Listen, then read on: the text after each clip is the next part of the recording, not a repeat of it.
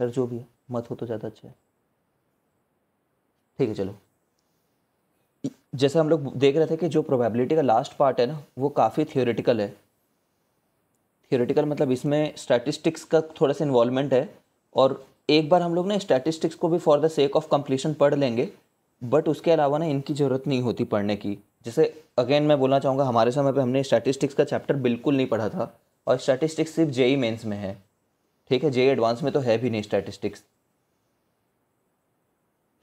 तो we will see a little bit of that. In any case, probability distribution में there something called expectation value, जिसको मैंने बताया था तुम्हें कि एक्सपेक्टेशन वैल्यू, वैसे एक्सपेक्टेशन का ना मतलब मीन भी होता है किसी सेंस में, बट इस चैप्टर में एक्सपेक्टेशन और मीन का सेम मतलब रहेगा। ठीक है, तुम ऐसे समझो मीन ये एवरेज वाला मीन ही है। ठीक है ना, कुछ कुछ नंबर्स हैं मान लो, जैसे कि कुछ नंबर्स हैं 1 2 3 4 8, तो इसका तुम मीन कैसे निकालोगे? बहुत सिंपल है, मीन निकालना तो जानते ही हैं स्टैटिस्टिक्स में। इस तरीके इसका मीन निकलता है, 5 लोग हैं तो 5 से डिवाइड कर देंगे, 1 2 3 4 8। ठीक है, बट इस चैप्टर में ना, अच्छा एक वेटेड मीन भी होता है, समझते हो ना? मीन एक ही प्रकार का नहीं होता, मीन तो 10,000 प्रकार के होते हैं, बहुत सारे प्रकार के, डिपेंडिंग ऑन द सिचुएशन तुम कुछ नया डेफिनेशन भी निकाल सकते हो। तो वेटेड मीन एक काफ़ी सिंपल कंसेप्ट है। वेटेड मीन में ना हम लोग उनको ज़्यादा वेटेज देते हैं जिनकी ज़्यादा वेटेज होती है, और क्या, जैसे कि इस वेटेड मीन का अगर मैं टेबल बनाऊं पहले, फिर मीन निकालने बोलूं, जैसे मैं बोलूं कि एक एक रैंडम वेरिएबल है। ठीक है, डरो मत इस वर्ड से, मैं तुम्हें कल बताया था रैंडम वेरिएबल का मतलब क्या है। एक वेरिएबल है बस। ठीक है, जैसे कि मान लो वेरिएबल एक्स है, उसको सोचो कि ये एक्चुअली में क्या है, डिस्टेंस है। सोच लो एक मिनट के लिए, एक टेबल दे रहा हूँ लेट से, x is the random variable जिसका एक्चुअल नाम यहाँ पे डिस्टेंस फ्रॉम द ओरिजिन रख रहा हूँ। ठीक है, और वो डिस्टेंस है, किसी का 2 मीटर डिस्टेंस है, किसी का 4 मीटर डिस्टेंस है।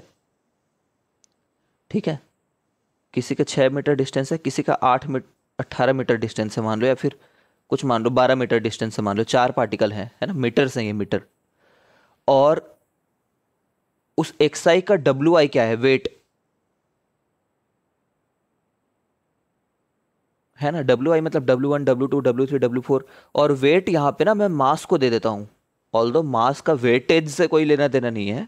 वेटेज तो एक जनरल इंग्लिश का लैंग्वेज है ना, ये वो फोर्स इंटू एक्सेलरेशन वाला, मास इंटू एक्सेलरेशन वाला वेट नहीं है। ठीक है, तो मास मान लो 4 kg है, 6 kg है, किसी का 2 kg है, किसी का 1 kg है। तो तुम वेटेड मीन कैसे निकालते हो? It is simply summation of WI into XI upon WI का समेशन। समझ रहे हो? तो ये अलग प्रकार का मीन हुआ, ये ज़्यादा जिसको हम लोग वजन देना चाहते हैं जिस बात को, उसको ज़्यादा वजन देता है, उसको ज़्यादा वैल्यू देता है। ठीक है ना, तो ये क्या चीज़ है तुम जानते ही हो। अगर एक्स एक्सिस में कुछ मासेस रखे हैं तो ये सेंटर ऑफ मास है ना, तो ये तो सेंटर ऑफ मास का डेफिनेशन भी हो गया। तो वेटेड मीन बहुत जगह यूज होता है। ठीक है, एक तो सेंटर ऑफ मास में यूज होता है, फिर तुम बताओ मेरे को कहाँ यूज होता है, velocity of centre of mass में यूज होता है ना, VCUM निकालने में भी काम आता है। ठीक है, ऐसे ही एवरेज ऑफ ACUM में मास। काम आता है, और ऐसे कुछ कुछ कंसेप्ट में काम आता है ये। ठीक है, तो सिमिलरली अभी ना वेटेड मीन निकाल रहे हैं समझो, प्रोबेबिलिटीज का। तो उनके वेटेजेस, उनकी वेट्स उनकी प्रोबेबिलिटी से पता चल रही है। ठीक है, डिवाइडेड बाई वो उनकी वेटेज क्या है। तो प्रोबेबिलिटी के केस में उनका जो टोटल वेट होता है ना वो 1 निकल करके आता है। ऑफ कोर्स सारे सम ऑफ प्रोबेबिलिटीज 1 ही रहेंगे नीचे में, sum of all probabilities will be 1। तो ये जो वैल्यू है ऊपर वाला, ये उसका ना मीन वैल्यू या फिर एक्सपेक्टेशन वैल्यू कहलाता है। ठीक है, तो यहाँ पे जो मीन ऑफ एनी प्रोबेबिलिटी जो बोल रहे हैं ना, वो कैसा मीन निकाल रहे हैं यहाँ पे, वेटेड मीन निकाल रहे हैं उस प्रोबेबिलिटी का, उस डिस्ट्रीब्यूशन का, वो जो भी डिस्ट्रीब्यूशन दिया हुआ है उसका। ठीक है, तुम्हें समझने में थोड़ा दिक्कत हो रहा है इसलिए क्वेश्चन के थ्रू देखोगे ना बहुत सरल रहता है ये। तो यहाँ पे जो हमने समझो एक हिसाब से सिंपल समझने के लिए वेटेड मीन जो निकाला है, ठीक है, वही उसकी नॉर्मल मीन भी है, इस केस में ऐसा बोलेंगे हम लोग। और क्योंकि नॉर्मल मीन भी है तो उसको एक्सपेक्टेशन वैल्यू भी बोलते हैं, ठीक है। बस एक मैथमेटिकल कंसेप्ट है यार, समझो।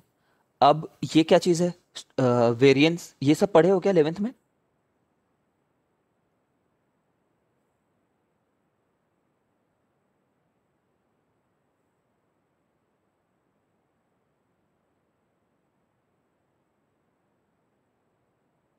नहीं याद आ रहा है?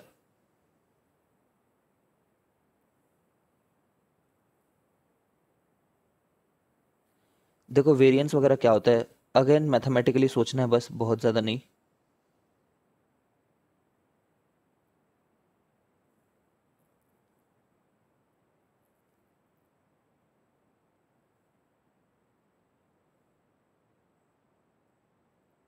जैसे कुछ नंबर मान लो x1, x2, x3, x4, ये नंबर है मान लो 1, 2, 4 और 3। तो इनका सम कितना आ जाएगा? 4 3 7, 2 9 1 10, 10 सम आया। ठीक है, थोड़ी अलग वैल्यू लेते हैं यार, 4 लोग हैं ना।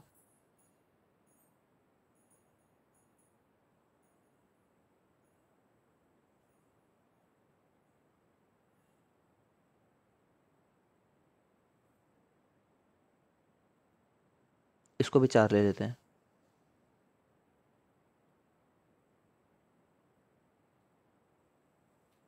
अरे क्या हो रहा है, ये 5 ले लेते हैं इसको।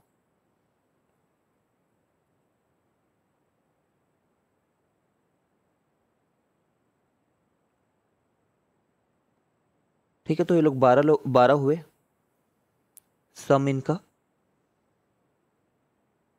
तो इनका मीन कितना हो गया? 12/4, तो 3 हो गया इनका मीन।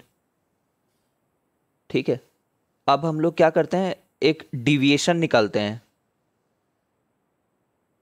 डिविएशन एक अलग टर्म है, एब्सोल्यूट डिविएशन एक अलग टर्म है, ठीक है ना।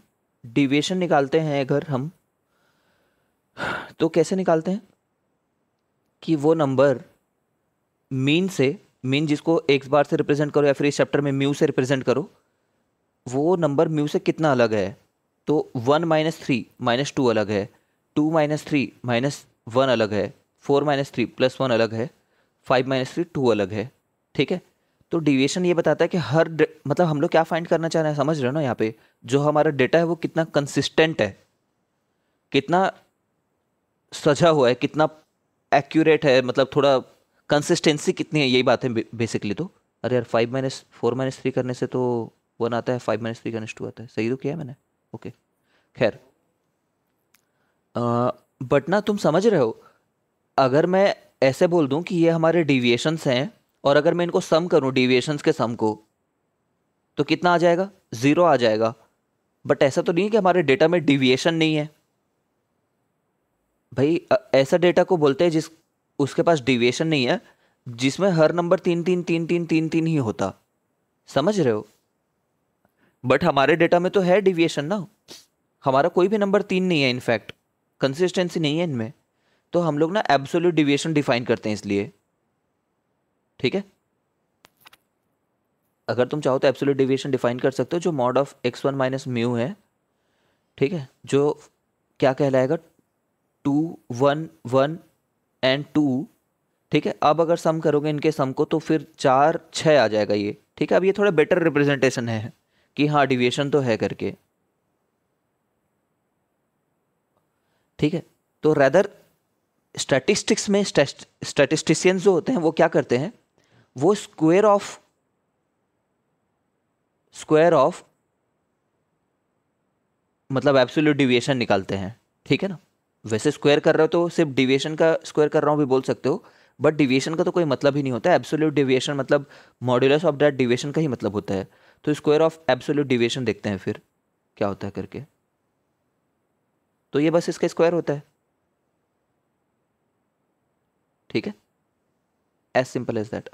तो कुछ भी है, मतलब इसका स्क्वायर किया है समझो, इसका स्क्वायर किया है, कोई फर्क नहीं है, तो अपन इतना ही मान लेते हैं। तो ये क्या होता है 4 1 1 और 4, ठीक है। फिर इसका भी कुछ सम निकल करके आएगा, 10 आ जाएगा बेसिकली इसका सम, ठीक है। नाउ तुम्हें थोड़ा सा यहाँ पे ये से याद आ रहा होगा जैसे हम क्या किस चीज में किया करते थे, जैसे तुम कुछ प्रोजेक्ट में जाओगे ना, जब तुम डेटा एनालिस्ट बनोगे तो इस वैल्यू का भी मतलब रहता है, ये 6 जो वैल्यू आई है इसका भी कुछ इंटरप्रिटेशन लेते हैं, कुछ डिसीजन लेने में इस डेटा को भी यूज़ करते हैं। बट अभी हमें जब स्टैंडर्ड डिविएशन की तरफ जाना है तब इसका कोई यूज़ नहीं है, ठीक है। तो हम लोग क्या करेंगे, जैसे ये जो है ये कितनी कितनी बार आए हैं, सिंपल सम नहीं करेंगे हम लोग अभी। स्टैंडर्ड डिविएशन वेरिएंस निकालने के लिए और स्टैंडर्ड डिविएशन निकालने के लिए सिंपल सम ना करते हुए हम लोग बोलेंगे कि ये नंबर, ये डिविएशन P1 टाइम्स आया है, ठीक है ना भाई। याद करो कि उस रैंडम वेरिएबल में ये इसकी जो प्रोबेबिलिटी हमने अलॉट करी थी कोई भी एक टेबल पे, वो कितनी है। तो कोई xi वेरिएबल है, उसकी P1 उसका प्रोबेबिलिटी है, कोई x2 वेरिएबल है तो P2 प्रोबेबिलिटी। तो समझो यहाँ पे वेटेड तरीके से सब निकाल रहे हैं ना, फ्रीक्वेंसी को समझो प्रोबेबिलिटी जैसा सोचा इन्होंने इस कॉन्सेप्ट को निकालने के लिए, ठीक है। तो हम लोग जो टोटल स्टैंडर्ड डिविएशन जो है, या फिर ये बोलना चाहिए, क्या बोलना चाहिए, sum of weighted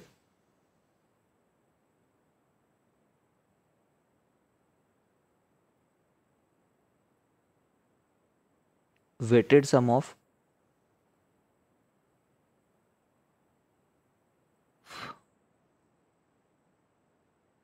square of deviation, ठीक है ना। ये जो भी टर्म आ रहा है इसको वेरिएंस बोलेंगे हम लोग। अगेन मैं बता दूं, इस पूरे डेरिवेशन को कोई मतलब नहीं है ना, तुम्हें डेरिवेशन कभी पूछेगा, फाइनली एक फॉर्मूला जो निकलेगा उसको याद रखना है। तो यहाँ पे सिंपल सम ना करते हुए ना, फिर से बोल रहा हूँ, जब नॉर्मल स्टैटिस्टिक्स पढ़ोगे तो ऐसे सिंपल भी सम करोगे, और अगर इनकी कोई फ्रिक्वेंसी वैल्यू दी होगी कि ये वेरिएबल कितनी बार अपीयर हो रहा है, मान लो ये वेरिएबल जो है F1 बार अपीयर हो रहा है, तो ऑफकोर्स तुम F1 बार मल्टीप्लाई करोगे ना, वो डेटा तो F1 बार है ना, टोटल 5 बार 10 बार, ठीक है। बट यहाँ पे ना प्रोबेबिलिटी में उसके प्रोबेबिलिटी से मल्टीप्लाई करते हैं, तो 4 इंटू उसका प्रोबेबिलिटी प्लस 1 इंटू उसका प्रोबेबिलिटी वैल्यू, इस तरीके से निकालते हैं। देखते जाओ कैसे निकलेगा वो, xi minus mu into P का इसके स्क्वायर का सम करना है हमको, और इसी को आज के बाद से वेरिएंस बोलेंगे। This is the definition. तो xi square plus mu square minus 2xi mu into P, ऐसे लोगों का सम। तो सम कर किसका रहे हैं, P xi square plus P mu square minus 2xi mu P, ठीक है। It is not very tough, इस समेशन को अंदर में ब्रेक करो, P xi square plus P mu square minus summation of 2xi mu P, ठीक है। सिर्फ अलजेब्रा ही तो लगा रहे हैं ना।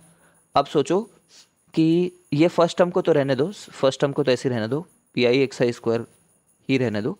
बट ये क्या है, म्यू तो कांस्टेंट है ना एक, म्यू क्या चीज़ है, मीन है ना। तुम्हारे जो नंबर आ चुके हैं उनका तो बस एक वो मीन है, ठीक है।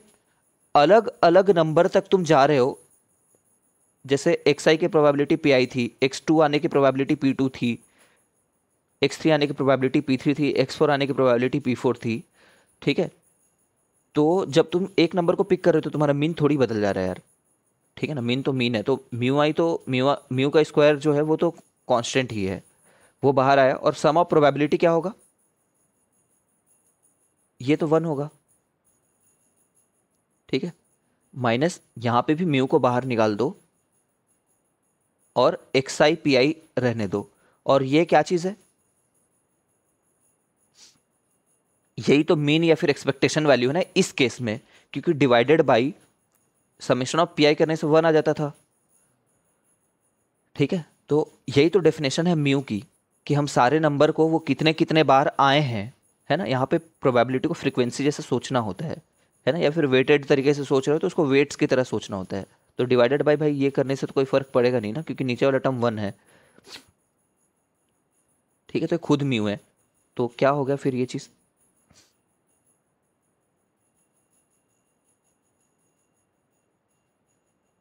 म्यू स्क्वायर हो गया ना ये तो summation of P I x I square minus, ये देखो एक म्यू स्क्वायर यहाँ पे रखा हुआ है ना, और ये -2 म्यू स्क्वायर है, तो माइनस म्यू स्क्वायर हो गया ये। ठीक है,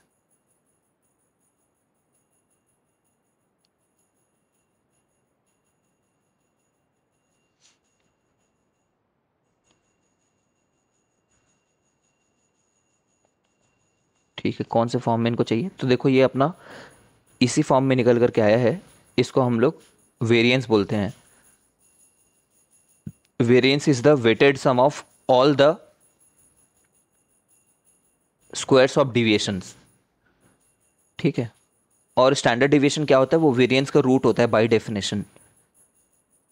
ठीक है, अब ये स्टैंडर्ड डिविएशन क्या होता है, स्टैंडर्ड डिविएशन एक ना आइडिया बताता है कि हमारा डेटा एक मीन वैल्यू के अराउंड कितना स्कैटर्ड है।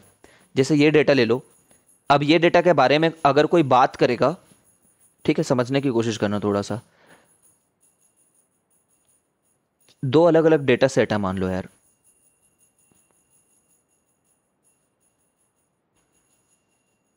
ये और एक डेटा सेट है ये।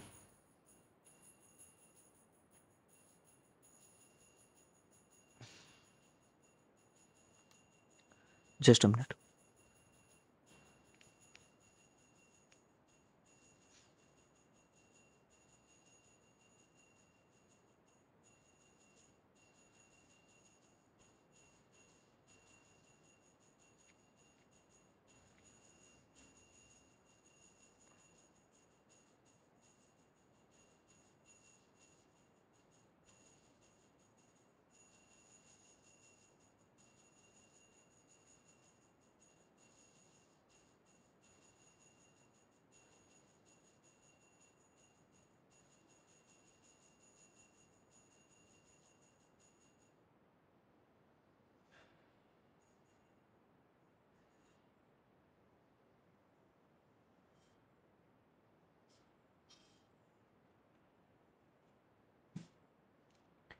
ठीक है, अगर ये दो अलग अलग डेटा सेट के बारे में अगर हम लोग पूछें कि भाई ये डेटा सेट का पूरा वैल्यू का सम कितना है लेटेस्ट से, है ना, टोटल वैल्यू, तो ये वाई एक्सिस में इनकी वैल्यूज दिख रही है ना तुम्हें। ठीक है, मान लो इनकी टोटल वैल्यू 180 आ जाती है या फिर 200 आ जाता है, कुछ एक वैल्यू आ जाती है मान लो, और ब्लू वाले का भी 200 ही सम आ गया मान लो, पॉसिबल तो है ना ऐसा डेटा बना पाना। ठीक है, तो कोई अंतर आया क्या दोनों के डेटा में, अभी तक कोई अंतर नहीं है। फिर बोलेगा यार मीन के बारे में चलो बता दो, ये तो सम हुआ, है ना। कोई बोलेगा कि मीन के बारे में बता दो चलो, तो हो सकता है यही मीन है ना। इनफैक्ट मीन क्या है, मीन बीच की वैल्यू है। ठीक है, तो ये जो वैल्यू है वो मीन को दर्शाता है, और मीन मान लो दोनों में 10 आ गया। ठीक है, तो अभी भी तुम्हें डेटा में कोई अंतर नजर आया क्या, अभी भी नजर नहीं आया है, समझ रहे हो। तो अब अगला जो स्टेप होता है ना वो स्टैंडर्ड डिविएशन बताता है फिर। ठीक है, स्टैंडर्ड डिविएशन टेक्निकली स्पीकिंग, जिसकी जरूरत नहीं है अभी हमारे क्लास में, स्टैंडर्ड डिविएशन टेक्निकली स्पीकिंग अगर तुम सेंटर से एक स्टैंडर्ड डिविएशन जितनी दूरी जाओगे, ब्लू वाले में जैसे मान लो एक स्टैंडर्ड डिविएशन दूरी गए हैं 1 सिग्मा ब्लू वाले में, ठीक है ना, तो वो दिखाता है रफली, इधर और इधर चले जाओ तो, कि 67% डेटा कहाँ पे रखा हुआ है, कितनी दूर पे सेंटर से। ठीक है, जैसे इसकी वैल्यू मान लो सिग्मा की ऐसे 5 निकल करके आई, इसकी स्टैंडर्ड डिवीजन बहुत कम है, देख पा रहे होगे, इसकी स्टैंडर्ड डिवीजन 2 जैसी कुछ है, समझ रहे हो। तो क्या बता रहा है मालूम ये स्टैंडर्ड डिवीजन, कि अगर तुम 10 से +5 चले जाओ और 10 से -5 चले जाओ, मतलब 5 से 15 वैल्यू के बीच में इसमें 67% डेटा पॉइंट्स रखे हुए हैं। ठीक है, फिर इधर एक और स्टैंडर्ड डिविएशन चले जाओ तो मतलब 2 स्टैंडर्ड डिविएशंस तक चले जाओ right side and left side में, तो तुम्हारे 95% तक डेटा रखे हुए हैं, समझ रहे हो। और 3 स्टैंडर्ड डिविएशन चले जाओ तो 99% डेटा रखे हुए हैं, ठीक है। तो जब तुम कॉलेज में जाते हो ना, तो तुम्हें 2 स्टैंडर्ड डिविएशन अगर दूर हो तुम एवरेज से, तब तुम्हें 10 आउट ऑफ 10 सीजीपीए मिलती है, ठीक है। समझो तुम 2 स्टैंडर्ड डिविएशन दूर चले गए, मतलब क्या हुआ, इधर भी 5% बस बचा है और उधर भी 5% बस बचा है, बीच में तो 95% डेटा है ना रफली, ठीक है। तो 90 मतलब 2.5 बचा है, ठीक है। तो अगर तुम्हारे कॉलेज ने ये सेट किया है कि 2 स्टैंडर्ड डिविएशन दूर जो लोग हैं उन्हीं लोग को हम 10 आउट ऑफ 10 देंगे, तो ऑफ कोर्स ये रेंज में रहोगे तभी 10 आउट ऑफ 10 मिलेगा, इधर वालों को तो 10 थोड़ी दे देंगे, ठीक है ना। तो तुम्हें टॉप 2.5% ऑफ द क्लास में होना पड़ेगा, समझो, ठीक है। इन लोग की भी कुछ ग्रेड रहेगी, ऐसा नहीं इनका ग्रेड नहीं रहेगा। जब तुम मीन में लेकर के आते हो ना, जब तुम्हारे मार्क्स विद इन मीन के 1 सिग्मा और 1 सिग्मा से कम रहता है, ठीक है, वो कॉलेज डिसाइड करता है वो किस तरीके से करेगा। बट जैसे हमारे कॉलेज में ये था कि मीन से 0.5 सिग्मा आगे चले जाओ, या फिर मीन से -0.5 सिग्मा इधर चले जाओ, तो इन सबको 7 सीजीपीए मिलता था। ये लोग एवरेज स्टूडेंट थे, 7 सीजीपीए। फिर मीन प्लस 0.5 सिग्मा से लेकर के मीन प्लस 1 सिग्मा तक चले जाओ। सिमिलरली मीन -0.5 सिग्मा से लेकर के मीन -1 सिग्मा तक चले जाओ। तो ये जो स्टूडेंट रहते थे, सॉरी सबको नहीं, ये जो ऊपर वाले स्टूडेंट रहते थे इनको 8 सीजीपीए मिलता था, और 7 के नीचे इनको 6 सीजीपीए मिलता था, ठीक है। इनको 8 मिलेगा, इनको 7 मिलेगा। ग्राफ से देखोगे तो बहुत इजीली समझोगे। ये लोग 7 वाले स्टूडेंट हैं, ये लोग 8 वाले स्टूडेंट हैं, ये लोग 9 वाले स्टूडेंट हैं, और उसके ऊपर जितने भी है वो 10 वाले स्टूडेंट हैं। सिमिलरली ये लोग 6 सीजीपीए वाले स्टूडेंट हैं, ये लोग 5 सीजीपीए वाले स्टूडेंट हैं, ठीक है। फिर इधर 4 सीजीपीए वाले स्टूडेंट है, उसके पीछे वाले फेल हैं, ठीक है ना। 8 9 10 7 6 5 4, ठीक है। उसके नीचे जो आ गया वो गया, वो बॉटम के 10% को फेल कर देते थे। तो ये सब इनका ना सिग्निफिकेंस होता है थोड़ा, मैं तुम्हें बता इसलिए रहा था ताकि तुम समझो कि ये सब अभी के यूज़ का नहीं है, अभी तो सिर्फ एक फॉर्मूला सीखना है जिसका कोई वैल्यू नहीं है और आगे पीछे। बट बहुत इंटरेस्टिंग है ना ये डेटा साइंस, बहुत अच्छा लगता था मेरे को अपने समय पे। खैर ये होगा। तो कुल मिला के तुम्हें ये फॉर्मूला याद रखना है। अब कुछ स्टूडेंट ऐसे बोलते हैं सर हम लोग यहाँ से फॉर्मूला शुरू किए थे पढ़ना, और हमें कोई सिग्निफिकेंट इंप्रूवमेंट नहीं दिख रहा है कि हम यहाँ तक क्यों पहुँचे हैं, ठीक है। लग तो सेम ही रहा ना फॉर्मूला देखने में, सर ये फॉर्मूला अप्लाई करें या ये फॉर्मूला अप्लाई करें सेम बात ही है, ऐसा नहीं है यार। यहाँ पे देखो क्या हो रहा है, यहाँ पे तुम जब प्रैक्टिकली इसको करोगे ना, एक डेटा सेट ले लेना और ये वैल्यू इवैल्यूएट करने की कोशिश करना, और ये वैल्यू इवैल्यूएट करने की कोशिश करना। ये वैल्यू इवैल्यूएट करना बहुत सरल होता है। एक तो पहली बात, एक जगह तुमने प्योरली कांस्टेंट नंबर को रख दिया है जो समेशन के भी बाहर है, समझ रहे हो। यहाँ पे हर एक नंबर के लिए पहले तुम ये निकाल रहे हो, फिर उसका डिफरेंस निकाल रहे हो, फिर उसको स्क्वायर कर रहे हो, फिर उसको मल्टीप्लाई कर रहे हो पीआई से, ठीक है। जबकि यहाँ पे एक बार पीआई ले रहे हो और दूसरे नंबर की स्क्वायर कर रहे हो, ठीक है। उतना करने के बाद भी हर बार में तुम्हें समेशन करना ही है, ठीक है। मैं पिछले साल पूरा स्टूडेंट लोग को करके दिखाया था कि क्यों ये कैलकुलेशन बहुत टफ होती है। मतलब टफ क्या, करना तो कंप्यूटर को है बट टाइम कंज्यूमिंग होता है ये कैलकुलेशन, इस कैलकुलेशन के हिसाब से, इस कैलकुलेशन के मुकाबले, ठीक है। तो you just have to remember pixie square minus mu square, जैसा भी बोलना है तुम्हें।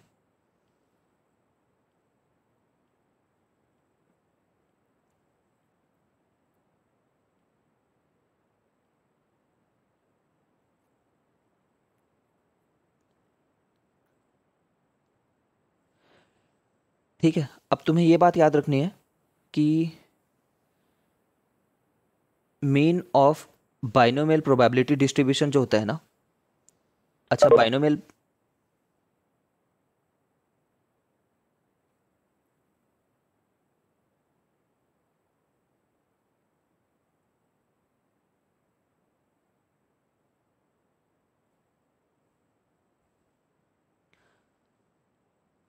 सॉरी, बाइनोमियल प्रोबेबिलिटी डिस्ट्रीब्यूशन जो होता है, मैं फिर से एक बार रिकैप करा दूँ, बाइनोमियल डिस्ट्रीब्यूशन वो डिस्ट्रीब्यूशन है जिसमें हर एक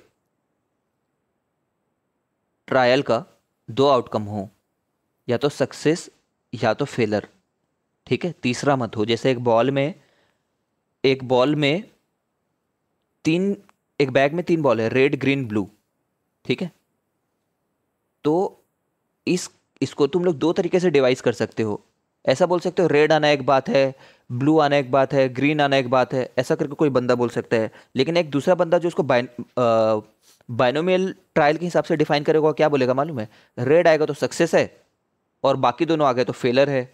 अगर इन टर्म्स में कोई डेफिनेशन बनाई गई है तो वैसे डिस्ट्रीब्यूशन को बाइनोमियल डिस्ट्रीब्यूशन बोलते हैं। और उनमें जो मीन आता है ना, अगर उस ट्रायल को n बार किए हो, याद है तुम n बार कैसे किया करते थे?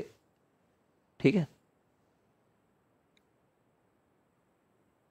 अगर उसको मतलब याद नहीं है तो बताओ। n बार करते थे ना, तो ऐसा करते थे कि n में p बार सक्सेस मिला, q बार फेलर मिला। ठीक है, एक मिनट रुक जाओ, p बार फेलर सक्सेस नहीं मिला था, डेफिनेशन बता रहा हूँ, रुकना ना। p जो रहता था प्रोबेबिलिटी ऑफ सक्सेस रहता था।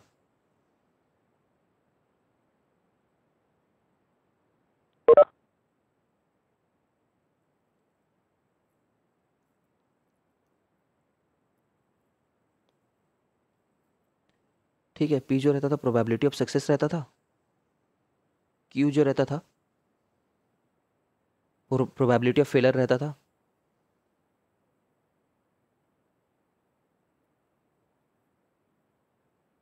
ठीक है, तो जब इनका मीन निकालते हैं ना अपन, तो एन पी निकल करके आता है। ठीक है, जो बाकी लोगों के लिए मीन क्या था याद करो। ये तो सिर्फ बाइनोमियल डिस्ट्रीब्यूशन के लिए है स्पेसिफिकली, बट अगर बाकी किसी का मीन निकाले तो वो simply P I into X I का सम है। वही सम यहाँ पे इतना निकल करके आ रहा है।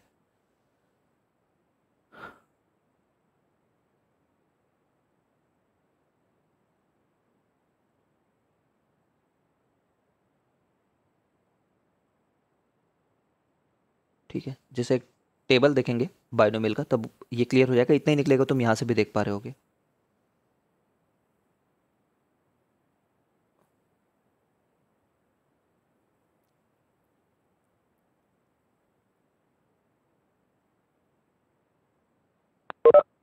आदित्य, तुम्हारी ना क्लास आज नहीं रहेगी। ठीक है, मैंने ग्रुप में कुछ एक टास्क दिया है, वो टास्क कर कंप्लीट कर लो।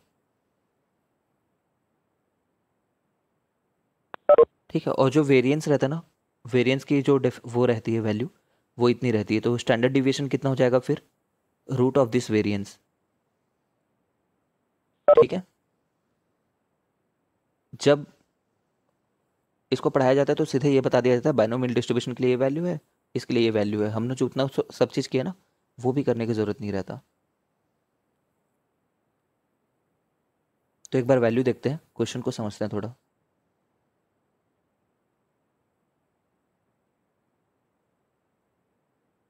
एक ऐसे क्वेश्चन से चालू करते हैं जो थोड़ा सा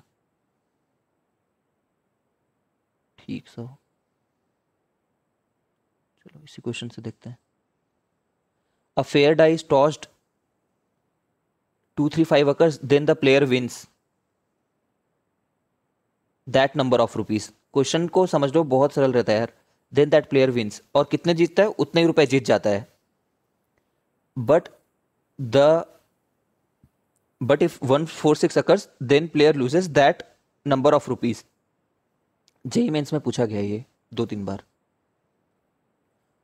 first complete probability distribution table and find expectation. तो कैसा रहेगा?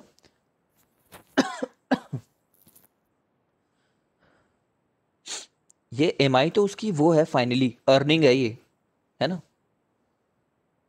बट जो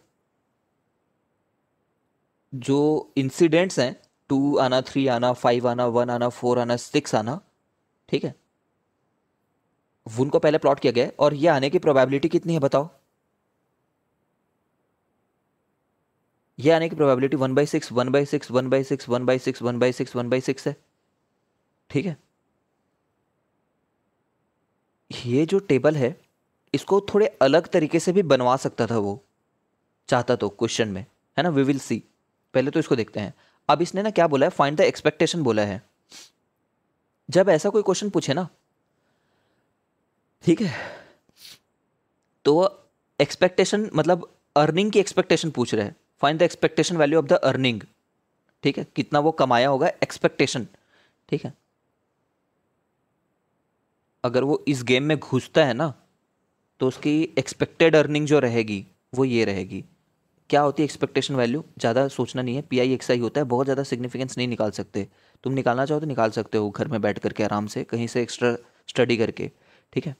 तो PI × XI, ठीक है। और यहाँ पे कौन से XI को लेंगे, क्योंकि अर्निंग की एक्सपेक्टेशन वैल्यू पूछा है, ठीक है ना। इनकी एक्सपेक्टेशन वैल्यू नहीं पूछा है, वो अर्निंग की पूछा है, ये इम्प्लाइड होता है क्वेश्चन में, ठीक है। तो 3 का 1/6, 5 का 1/6, लेकिन -1 1/6 लिखेंगे। अर्निंग तो यहाँ से पता चल रही है, ठीक है। तो ये एक्सपेक्टेशन अर्निंग है। मतलब ओवरऑल अगर वो गेम खेलेगा तो जीतेगा कि हारेगा, ये बताओ। ओवरऑल मतलब एक बार में तो जीत जाए, but on the whole mostly if done for a lot number of times.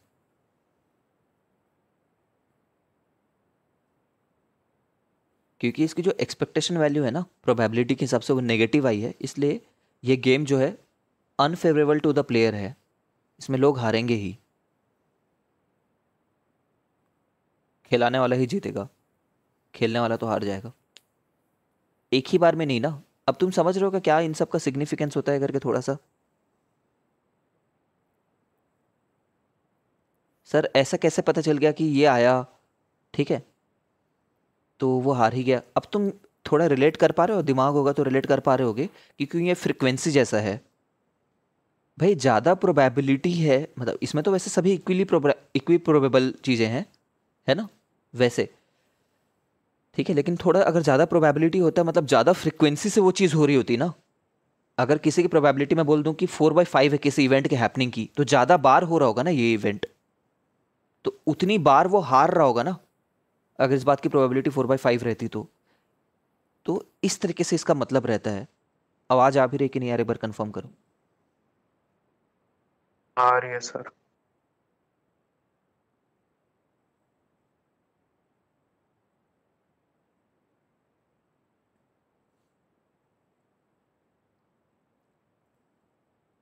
आवाज़ आ रही है। हाँ सर, आ रही है।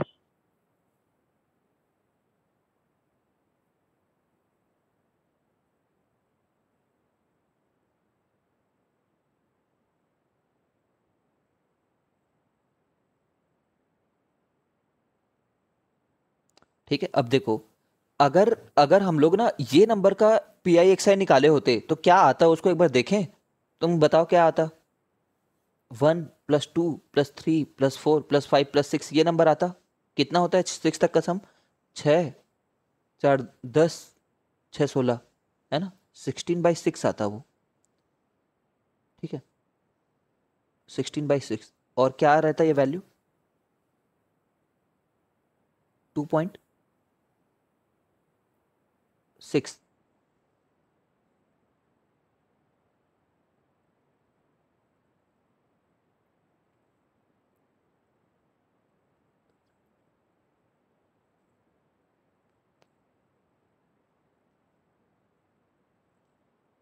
ठीक है। अब ये जो है ना, ये 2.6 क्या दिखा रहा है? अगर क्वेश्चन में ये होता ना कि जितना भी नंबर आ जाए वही उतने ही रुपए जीतेगा वो, कुछ में तो हार जा रहा है ना ये, वो हारने वाला केस ना रहता, इतना ही रहता, तो ये आ, उस बंदे की पर गेम लगभग अर्निंग रहती, रफली, ठीक है ना। रफली उस बंदे की पर गेम अर्निंग रहती है, ऐसा समझते। कुछ गेम में 1 रुपीज जीत रहा है, कुछ में 2 रुपीज जीत रहा है, कुछ में 3 जीत रहा है, ठीक है। तो अगर ये वैल्यू हमने करेक्ट कैलकुलेट किया है, 5 तो जोड़ा ही नहीं है हमने, ठीक है ना, तभी तो गलत आ रहा है ये, कुछ भी कुछ हो रहा है। 5 और 6 जोड़े, अब कितना आ रहा है बताना सब? 21 आ रहा है ना। हाँ सर। 6 4 10, 10 और 11 21, तो ये कितना आ रहा है 3.5 है ना। ये उसकी पर गेम रफली अर्निंग होती है, ऐसा करके सोचते, एक्सपेक्टेड अर्निंग होता है उसका। ठीक है, या तो यार तुम ऐसे सोचो ये उसकी पर गेम अर्निंग है, या तो कैसे सोचो अगर 1,000 लोग जीत खेल रहे हैं, मान लो 1 लाख लोग, ठीक है, तो ऑन एन एवरेज हर बंदा कितना जीता होगा। ठीक है ना, तो ऑन एन एवरेज हर बंदा इतना जीता होगा। ठीक है, यहाँ पे देखो इस क्वेश्चन को तुम लोग खुद से ट्राई करो, 37 को।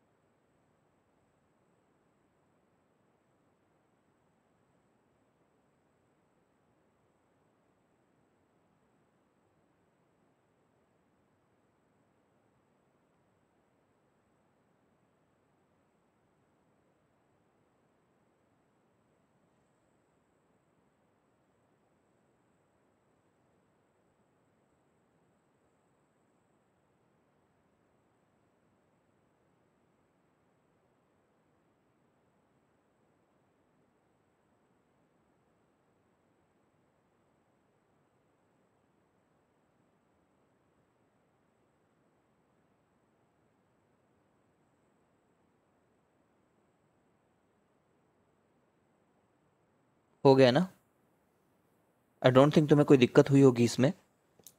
50 टिकट है एक लॉटरी में, हर एक का प्राइस बता रखा है इसने 50, जो भी है 800, 300 और 200। Remaining tickets are blank, find the expected price of one such ticket. ठीक है, तो इसने तो बता ही रखा है यार, ये 3 टिकट के प्राइस है, तो ये एक्सपेक्टेड प्राइस क्या होता है फिर। ठीक है, तो समझ ही रहे हो कि अगर रैंडमली एक टिकट ड्रॉ किया जाए, ठीक है, तो ऑन एन एवरेज क्या आने की चांसेस हैं, कितने रुपए जाने के चांसेस हैं। अब समझ रहे हो भाई, 3 ही टिकट हैं अगर, और अगर मैं फाइनली आंसर ये दे दूं तो इसका वैसे कोई सेंस नहीं बनता है कि भाई, क्योंकि भाई उसको या तो 800 मिलेंगे, या तो 300 मिलेंगे, या तो 200 मिलेंगे, या तो 0 रुपए मिलेंगे उस टिकट के। ठीक है, but what does it tell, अगर बहुत सारे लोगों ने उठाया होता, बहुत सारे लोगों ने, ठीक है, तो ऑन एन एवरेज 26 रुपए पर टिकट के हिसाब से हमको लगा होता वो। ठीक है, तो एवरेज ही हुआ ना ये, एवरेज कितना रुपए लग रहा है टिकट, बहुत सारे लोग अगर उठा रहे हैं तो। ठीक है, या फिर हम ऐसे बोलें कि हमें क्या वैल्यू एक्सपेक्टेड है अगर बहुत सारे लोग उठाएं तो, इसलिए इनको एक्सपेक्टेड प्राइस बोला जाता है। ठीक है, तो पी आई उस वाले एक्स आई की, पी आई उस वाले एक्स आई की, सब इक्वी प्रोबेबल है, 50 टिकट है, सभी इक्वी प्रोबेबल है। ठीक है, पी आई इस वाले की, ठीक है, और है ना पी आई बाकी। अब ठीक है, इसको समझ सकते हो, या तो तुम ऐसे क्यों 1 बाई सबका ऐसे जोड़ करके रखे हो, ऐसा करके समझ सकते हो। ठीक है, तो ये 26 रुपए आ रहा है। Is it clear Arya, Alfiya, शाश्वत?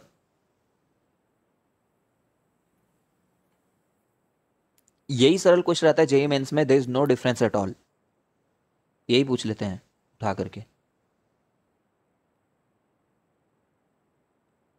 ठीक है, तो ये क्वेश्चन वगैरह को करना है यार।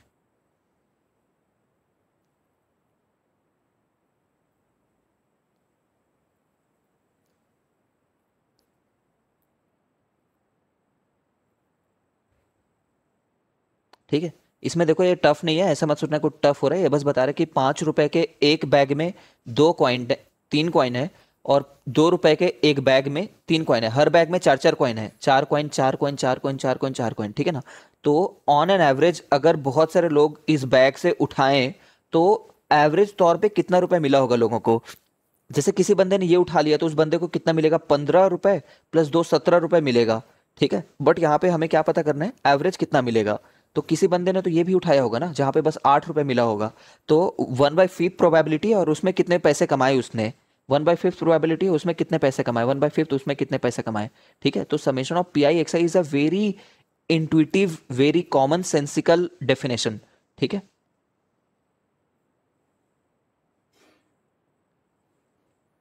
ठीक है, इसको भी देखो जल्दी से, जल्दी से देखो इसको क्योंकि टाइम कम है। A pair of dice is thrown 7 times, तो एन क्या हो गया, 7 हो गया। If getting doublet considered success, doublet success है, ठीक है, then find the mean and variance. Mean क्या था, ज्यादा सोचना नहीं है, मीन है एन इंटू पी। ठीक है, तो 7 इंटू 1/6 ये मीन हुआ।